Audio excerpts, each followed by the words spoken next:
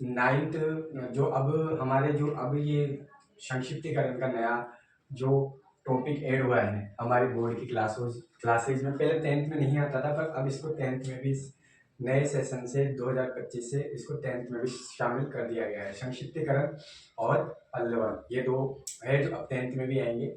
वैसे ये 11th और 12th में आते थे, पर वैसे विद्यार्थियों ये जो 4 अंक के आपके आएंगे बोर्ड में, जिसमें भी संक्षिप्त और पल्लवन आता है, वो उस सभी क्लासों के लिए, ये जो क्लास है आपकी ये अनिवार्य है सभी क्लासों के लिए।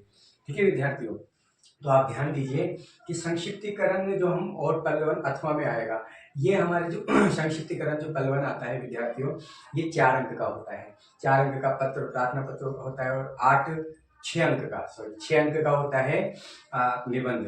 तो विद्यार्थी जो ये संक्षिप्तीकरण होता है वो करने में बहुत ही आसान होता है। ये जो 4 अंक है ये प्राप्त करना बहुत ही आसान, कहे हम कि आसान होगा तो कोई गलत बात नहीं होगी, है ना। ये एकदम आसान हो सकता है बशर्ते कि आप इसको समझे कि किस प्रकार से संक्षिप्तीकरण की जो प्रक्रिया है वो हम कर सकते हैं। तो आज हम यही समझेंगे, इस एक अनुच्छेद जो दिया हुआ है इसके माध्यम से हम बताएंगे कि किस प्रकार से आप संक्षिप्तीकरण करेंगे जब आपकी बोर्ड की कॉपी में ऐसा प्रश्न आपको देखने को मिलेगा। तो विद्यार्थियों सभी यहाँ पे ध्यान देंगे और जैसे जैसे मैं बताऊं वैसे वैसे आप करेंगे तो निश्चित तौर पे आपके 4 में से 4 अंक जरूर आएंगे। तो विद्यार्थियों करना क्या है, हमें करना क्या है, आप देखिए कि संक्षिप्तीकरण क्या होता है विद्यार्थियों। एक बड़ा सारा अनुच्छेद होता है, जैसे कि आपको ये व्हाइट बोर्ड पे दिख रहा है, एक बड़ा सारा जो अनुच्छेद होता है उस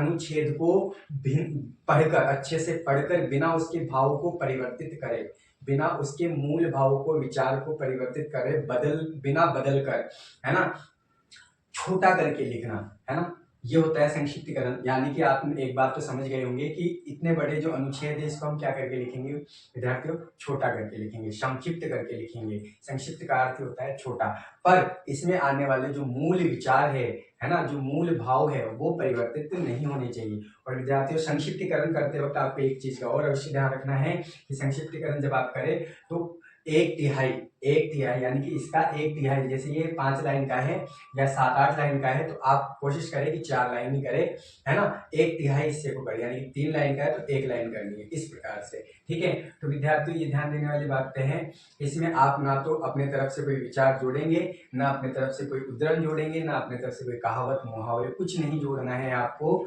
सिर्फ इस अनुच्छेद का संक्षिप्तकरण करना है, छोटा करना है, बिना मूल भाव को बदले।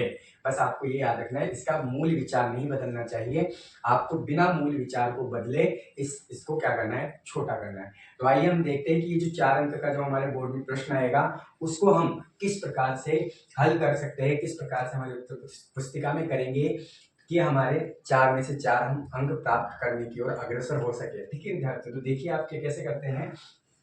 पहले तो आप क्या करेंगे, जो संक्षिप्तीकरण होगा उसको अच्छे से पढ़ेंगे। क्या करेंगे, अच्छे से पढ़ेंगे, एक बार नहीं 2 बार नहीं, कम से कम 4 या 5 बार अच्छे से पढ़ेंगे और फिर उसमें अंडरलाइन करेंगे, मुख्य मुख्य बिंदुओं को, मुख्य मुख्य पॉइंटों को अंडरलाइन करेंगे और उन अंडरलाइनों से बनाकर ही, है ना, पहली दूसरी बार में नहीं करेंगे, चौथी पांचवी बार में अंडरलाइन करेंगे और फिर उन अंडरलाइनों से, उन महत्वपूर्ण बिंदुओं से हम हमारा संक्षिप्तीकरण जो है उसको लिखेंगे। ठीक है, तो कैसे करते हैं विद्यार्थियों, इसमें से ही करना है। और एक और अनिवार्य बात विद्यार्थियों कि आप इसका शीर्षक भी दे सकते हैं, है ना। तो जब आप 5-6 बार पढ़ लेंगे तो आपको शीर्षक का अनुमान लग जाएगा कि ये शीर्षक हो सकता है। ठीक है, तो देखिए कैसे करते हैं, हम चलते हैं आगे, है ना। तो हम पढ़ते हैं, कम से कम 3-4 बार आपको पढ़ना ही पढ़ना है, बोर्ड में भी तसल्ली से, आराम से, अच्छे से, क्योंकि 4 अंक का सवाल है विद्यार्थियों। ठीक है, तो देखिए क्या है, निम्नलिखित अवतरण का संक्षिप्तीकरण कीजिए। ये आ गया आपके कितने अंक का विद्यार्थियों, बोर्ड में आ गया, 10th बोर्ड में आता है 4 अंक का, है ना। तो 4 अंक लाना बहुत, इसमें तो एकदम सरल है ना, बस आप एक बार समझ जाइए। देखिए क्या लिखा हुआ है, बेरोजगारी की समस्या समाज में आज अत्यंत, है ना, भयंकर एवं गंभीर बन गई है ना। देश का शिक्षित एवं बेरोजगार युवक अपने आक्रोश की अभिव्यक्ति हड़ताल करने, बसें जलाने एवं राष्ट्रीय संपत्ति को क्या पहुंचाने, क्षति पहुंचाने के लिए कर रहा है। वही कई बार कुंठित होकर क्या कर रहा है, बेरोजगार युवा, शिक्षित बेरोजगार युवा आत्महत्या जैसा भयंकर कुकृत्य, है ना, कर बैठता है। कहते भी है कि खाली दिमाग शैतान का घर होता है। बिल्कुल सही बात है विद्यार्थियों। कहावत को हमारे युवक चरितार्थ कर रहे हैं। सच भी है। करता क्या, सॉरी, मरता क्या नहीं करता। आवश्यकता सब पापों की जड़ है। हत्या, चोरी, डकैती, तस्करी, अपहरण तथा आतंकवादी गतिविधियों में वह सक्रिय हो रहा है। ठीक है, इस प्रकार से विद्यार्थियों आपको क्या करना है, इसको कम से कम 4 से 5 बार तो मिनिमम पढ़ना ही है कम से कम। ठीक है, जब आप 5 बार इस तरीके से धीरे धीरे इसको पढ़ लेंगे विद्यार्थियों, तो फिर आपको क्या करना है, आपको समझ आ जाएगा कि आपको इसका शीर्षक क्या लेना है ना, और अंडरलाइन करना है पहले। ठीक है, तो महत्वपूर्ण चीजों को हम इसी में से निकाल लेंगे और फिर संक्षिप्तीकरण में लिख देंगे, बस होता ही इतना ही है। तो देखिए क्या करना है विद्यार्थियों, हमें समझ में आ रहा है कि बेरोजगारों की बात की जा रही है। किसकी बात की जा रही है, बेरोजगारों की समस्या की बात की जा रही है। और वो जो बेरोजगारी की जो समस्या है वो क्या है विद्यार्थियों, वो गंभीर है। ठीक है, और बेरोजगार कौन है विद्यार्थियों, देश में शिक्षित बेरोजगार है। कौन है बेरोजगार, शिक्षित बेरोजगार है। और बेरोजगार शिक्षित युवक हैं जो क्या कर रहे हैं विद्यार्थियों, अपनी अभिव्यक्ति कैसे कर रहे हैं, हड़तालें कर रहे हैं, राष्ट्रीय संपत्ति को क्या कर रहे हैं, नुकसान पहुंचाकर, है ना। वहीं कई बार क्या कर बैठते हैं विद्यार्थियों, आत्महत्या भी कर बैठते हैं। ये हो गया एक। कहते भी है कि खाली दिमाग शैतान का घर है। कहावत को हमारे युवक क्या कर रहे हैं, चरितार्थ कर रहे हैं। सच भी है, मरता क्या नहीं करता। और आवश्यकता सब पापों की क्या है, जड़ है। हत्या, चोरी, डकैती, तस्करी, अपहरण तथा आतंकवादी गतिविधियों में वे क्या हो रहे हैं, सक्रिय हो रहे हैं। तो इन गतिविधियों में वे क्या हो रहे हैं विद्यार्थियों, सक्रिय हो रहे हैं। इस प्रकार हमने 1/3 भाग को चुना है लिखने के लिए। अब जो हमने ये जो भाग चुना है ना, ये जो भाग चुना है हमने अंडरलाइन किया है, इसी को आधार मानते हुए हम हमारा जो संक्षिप्तीकरण है वो पूरा करेंगे। इससे पहले हम क्या करेंगे, इसको एक क्या देंगे, शीर्षक देंगे। तो क्या लिख सकते हैं विद्यार्थी हम शीर्षक में, नहीं लिख सकते। हम शीर्षक में क्या लिख सकते हैं, हम शीर्षक में लिख सकते हैं कि बेरोजगारी की समस्या, है ना, या बेरोजगारी शिक्षित बेरोजगारी। ठीक है, इस प्रकार से हम उचित शीर्षक लिख सकते हैं। जिस प्रकार से हम इसमें लिख सकते हैं विद्यार्थियों, एक शीर्षक बना सकते हैं कि बेरोजगारी एक गंभीर समस्या। इसी के कारण तो सब कुछ हो रहा है। तो हमने ये क्या लिख दिया विद्यार्थियों, हमने ये बना दिया क्या, हमने ये बना दिया शीर्षक। ठीक, आपने जब ये शीर्षक बना दिया, इसके बाद में आप क्या करेंगे विद्यार्थियों, इसके बाद में आप करेंगे संक्षिप्तीकरण लिखना शुरू करेंगे, है ना। तो संक्षिप्तीकरण करेंगे, लिखेंगे संक्षिप्तीकरण।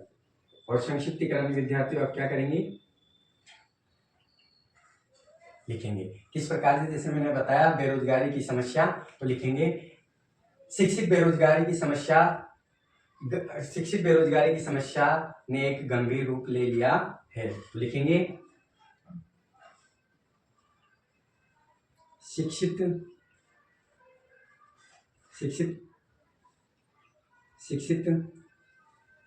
युवाओं की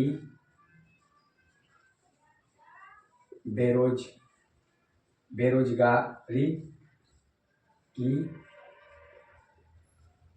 समस्या में गंभीर रूप ले लिया है। ठीक है, गंभीर रूप ले लिया है। इसके बाद में विद्यार्थियों में क्या लिखेंगे, इसके बाद में बेरोजगार युवक क्या कर रहे हैं, बेरोजगार युवक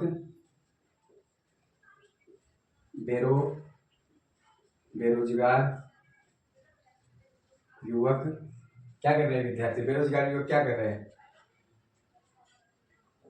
हड़ताले, है ना, और सार्वजनिक संपत्ति को क्या कर रहे हैं, नुकसान, सार्वजनिक संपत्ति को नुकसान पहुंचा रहे हैं। ठीक है, आगे देखिए, पहुंचा रहे और इसी के साथ क्या कर रहे हुए, आत्महत्या भी कर रहे हैं ना।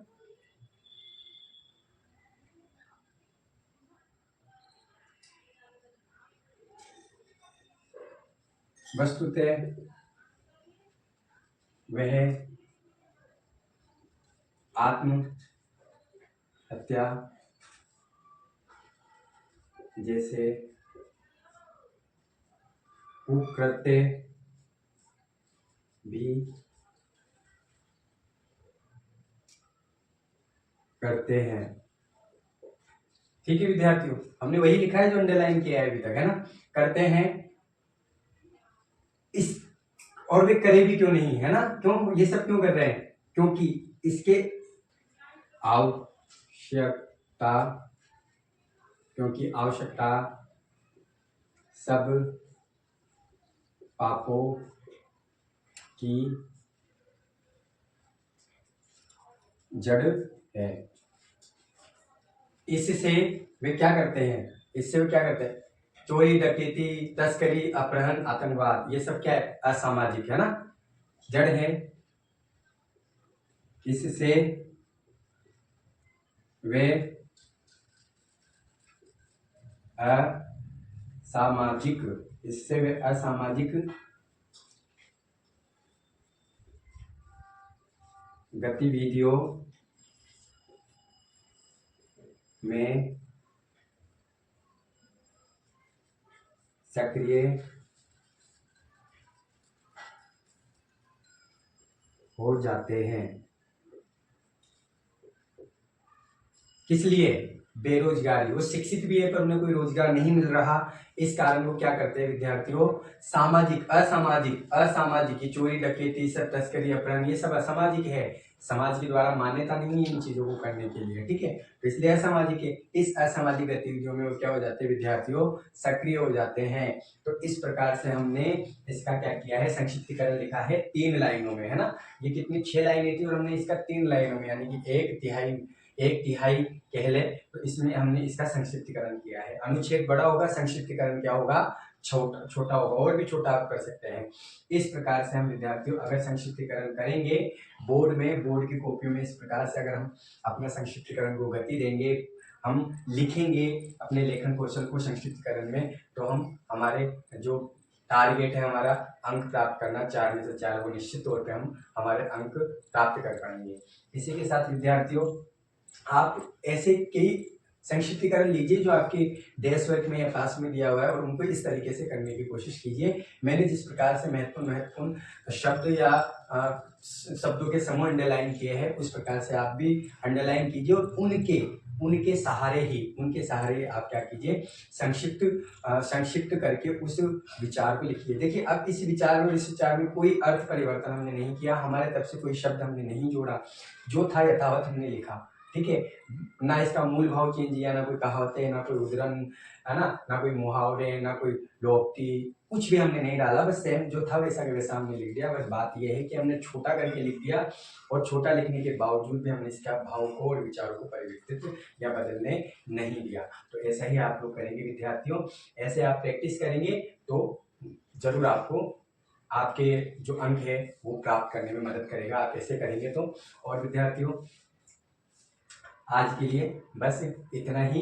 कल हम संक्षिप्तीकरण तो आज हमने कर दिया, अब अथवा में एक आएगा पल्लवन, है ना, उसको कल हम देखने की कोशिश करेंगे कि पल्लवन आखिर में होता क्या है, और पल्लवन को हम कैसे करें, वो भी अथवा में आएगा, वो भी 4 अंक का ही होता है। तो विद्यार्थियों अभी मैं बताऊं सारांश के तौर पे, तो संक्षिप्तीकरण का ठीक उल्टा क्या होगा, पल्लवन होगा। अभी के लिए इतना ही, है ना, फिर हम कल डिस्क्राइब करके एकदम विवरण के साथ हम बताएंगे कि संक्षिप्तीकरण क्या होता है और पल्लवन क्या होता है। मतलब संक्षिप्तीकरण हमने आज बता दिया, जो बड़े अनुच्छेद को छोटा करके लिखना, और पल्लवन क्या होता है, कोई छोटी लाइन होगी उसको हमें विस्तृत करके लिखना होगा। ठीक है, तो विद्यार्थियों इसी के साथ आज हमारी हमारी जो क्लास है उसको हम क्या करते हैं, विराम देते हैं। और आप सभी जहाँ पे हैं वहाँ पर से आप ये देख रहे होंगे, और आप एक काम किया कीजिए, जिस मैं हमेशा कहता हूँ कि जिन जिन को भी इनकी आवश्यकता है, इस लेक्चर की, इस जो सत्र है, इस सत्र की जिनको भी आवश्यकता है, आपका ये दायित्व है, आपका ये कर्तव्य है, आपकी ये ड्यूटी है कि आप उन तक ये जो सामग्री है वो पहुंचाइए, और आपके अपना जो चैनल है हिंदी ज्ञान देव, जिसको सब्सक्राइब भी करवाइए बच्चों से। ठीक है, आपका ही प्यार है जो हम इतने उत्साह के साथ और इतने अच्छे तरीके से आपको समझा पाते हैं। अगर आपको समझ में ना आए तो स्पीड तेज करके 2 3 4 5 6 बार आप इसको देखिए, निश्चित तौर पे आपको समझ में आएगा, और निश्चित तौर पर आपके एग्जाम में लाभ होगा, है ना। इसी आशा के साथ आज की कक्षा को हम क्या देते हैं विद्यार्थियों, विराम देते हैं। कल मिलते हैं पल्लवन